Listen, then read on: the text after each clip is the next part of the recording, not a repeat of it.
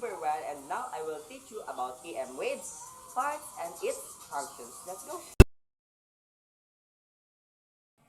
And now, let's know the difference between mechanical and electromagnetic waves. Let's start in mechanical waves.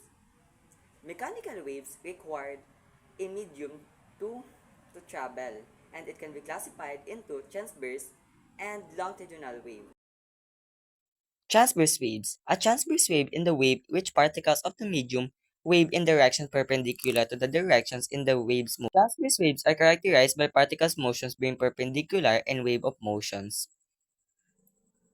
while longitudinal waves are waves in particles of a medium move in directions parallel to the directions of the wave moves. Longitudinal waves are always characterized by particles' motions being parallel to the motions. Waves are characterized by wave frequency, amplified, and wavelength and speed.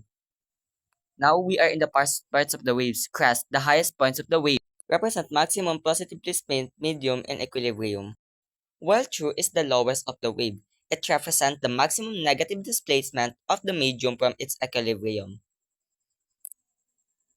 And amplitude, the distance from equilibrium positions in the crest. Look at the arrow. It shows the distance, and that is amplitude.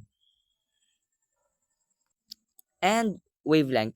The distance between two consecutive waves determine the spatial length of the wave. There are two types of shorter and longer wave. As you can see from shorter, it is magkakadikit while longer has a space. Frequency, the number of waves cycle that pass peak point for a unit of time measured in hertz.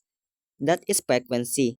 From the pictures, there are high frequency and low frequency, and you can see the difference between.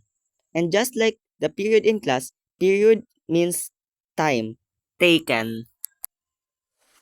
Wave speed, the speed which the wave propagates through a medium. It's determine how fast the wave travels. Just like the root word speed, it shows how fast it travels.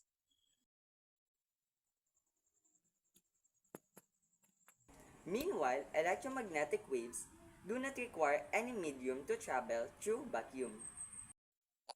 Question time.